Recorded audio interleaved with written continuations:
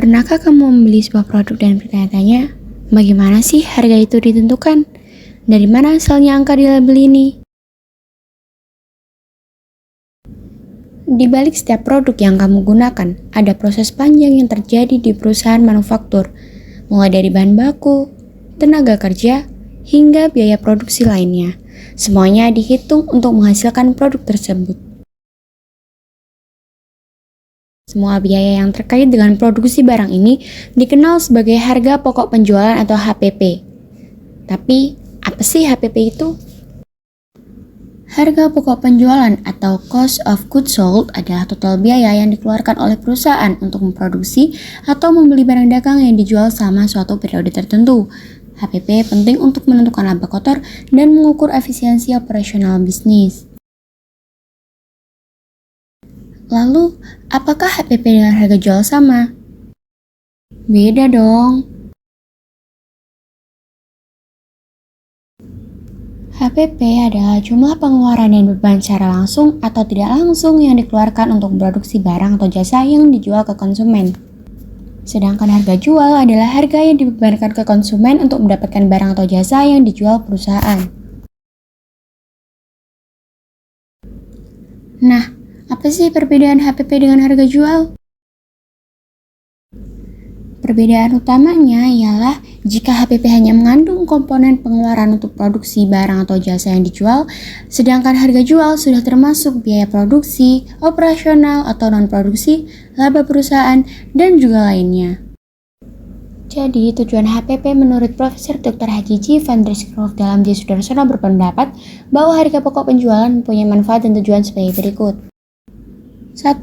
Sebagai dasar untuk menetapkan harga di pasar penjualan, dan 2. Menetapkan pendapat yang diperoleh pada penjualan. Selain itu, HPP juga memiliki unsur-unsur yang terdiri dari 1. Biaya bahan baku, 2. Biaya tenaga kerja langsung, dan terakhir yaitu biaya overhead pabrik atau biaya tidak langsung. Selanjutnya, untuk dapat menghitung HPP, kita harus tahu dulu nih komponen dari HPP. Komponen dari HPP yaitu persediaan barang dagang awal, pembelian bersih, dan persediaan barang dagang akhir.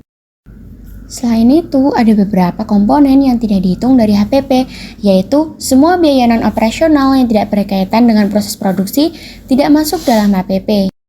Contohnya, bunga atau belanja modal, biaya administrasi, biaya distribusi ke pelanggan, sewa kantor atau pabrik, biaya iklan, gaji karyawan di bagian manajemen, dan juga pajak. Nah, untuk menghitung HPP, terdapat 2 metode untuk penetapan harga pokok penjualannya. Apa aja sih kira-kira? Sistem perhitungan harga pokok penuh atau full costing merupakan metode penentuan harga pokok yang memperhitungkan semua unsur biaya ke dalam harga pokok yang terdiri dari persediaan barang, biaya tenaga kerja langsung, biaya overhead tetap, dan biaya overhead variabel. Sistem perhitungan harga pokok variabel atau variable costing merupakan metode penentuan harga pokok penjualan yang hanya menghitung biaya yang berperilaku variabel ke dalam harga pokok penjualan yang terdiri dari persediaan barang, biaya tenaga kerja langsung, dan biaya overhead variabel. Selanjutnya, untuk menghitung HPP terdapat rumus umum yang sering digunakan, yaitu biaya pembelian bersih ditambah persediaan awal dikurangi persediaan akhir. Namun, untuk perusahaan manufaktur memiliki rumus harga pokok penjualan yang berbeda, yaitu harga pokok produksi ditambah persediaan awal barang jadi dikurangi persediaan akhir barang jadi. Harga pokok produksi adalah harga yang diperoleh dari bahan baku yang dipakai ditambah dengan biaya produksi yang timbul guna mengubah bahan baku menjadi barang yang sudah jadi. Terus bagaimana sih format laporan dari HPP itu?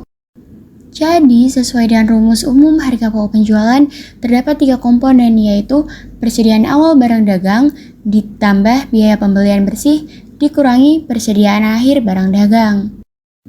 Jumlah pembelian bersih diperoleh dari pembelian ditambah beban angkut pembelian, dikurangi retur pembelian ditambah potongan pembelian. Hasil pengurangan tersebut dinamakan jumlah pembelian bersih. Selanjutnya dijumlahkan persediaan barang dagang awal ditambah jumlah persediaan bersih sehingga diperoleh barang tersedia untuk dijual.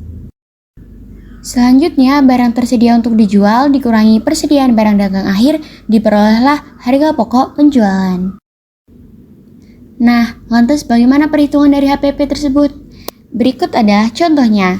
Toko Sejahtera menjual makanan ringan di mana toko tersebut sedang menyelesaikan laporan keuangan di akhir tahun dan menghitung jumlah persediaan di awal tahun. Berikut adalah datanya. Diketahui persediaan awal barang tahun 2024 sebesar 300 juta, pembelian baru selama tahun 2024 sebesar 600 juta, dan persediaan akhir barang tahun 2024 adalah 200 juta. Penyelesaiannya yaitu HPP sama dengan pembelian bersih ditambah persediaan awal barang dagang dikurangi persediaan akhir barang dagang. HPP sama dengan 600 juta ditambah 300 juta dikurangi 200 juta. HPP sama dengan 700 juta. Jadi, Toko Sejahtera di atas menjual produk dagangannya sebesar 700 juta selama tahun 2024 dan hanya menyisakan barang dengan senilai 100 juta pada tanggal 31 Desember 2024. Untuk lebih memahami bagaimana konsep HPP pada perusahaan manufaktur, berikut merupakan ilustrasinya. Diketahui persediaan bahan baku awal sebesar $100, persediaan bahan baku masuk sebesar $900, jadi total persediaan bahan baku sebesar $1.000. Sama dengan $100 ditambah $900 dikurangi $200. Hasilnya bahan baku yang digunakan sebesar $800. Jadi total persediaan bahan baku sebesar $1.000. Sehingga kita bisa menghitung bahan baku yang digunakan yaitu persediaan awal bahan baku ditambah pembelian bahan baku dikurangi persediaan akhir bahan baku. Dari persediaan bahan baku akan masuk ke dalam pabrik sehingga menjadi persediaan barang dalam proses. Diketahui persediaan barang dalam proses awal sebesar $200, bahan baku masuk sebesar $800, tenaga kerja langsung sebesar $450, dan biaya overhead pabrik sebesar $550. Jadi total persediaan barang dalam proses sebesar $2.000. Diketahui persediaan barang dalam proses akhir sebesar $200. Sehingga kita bisa menghitung total biaya produksi, yaitu bahan baku yang digunakan ditambah biaya tenaga kerja langsung ditambah biaya overhead pabrik. Sama dengan $200 ditambah $800 dikurangi $200 ditambah $450 ditambah $550. Sehingga hasil total biaya produksi sebesar $1.500. Jadi total persediaan barang dalam proses sebesar $2.000. Selanjutnya dari pabrik akan dikirim ke gudang menjadi persediaan barang jadi. Diketahui persediaan barang jadi awal sebesar $1.000. Harga pokok produksi sebesar $1.500, jadi totalnya sebesar $2.500. Diketahui persediaan barang jadi akhir sebesar $750, sehingga kita dapat menghitung harga pokok penjualan, yaitu harga pokok produksi ditambah persediaan awal barang jadi dikurangi persediaan akhir barang jadi. Sama dengan 1.500 ditambah 1.000 dikurangi 750, jadi hasil harga pokok penjualan adalah 1.750. Jadi teman-teman, itulah penjelasan singkat mengenai harga pokok penjualan. Dengan memahami konsep ini, kita harus lebih menghargai proses panjang di balik produk yang kita gunakan sehari-hari. Sekian dari kami, saya Francisca Dianoviana dan rekan saya Sania Sami Marini. Terima kasih dan sampai jumpa lagi.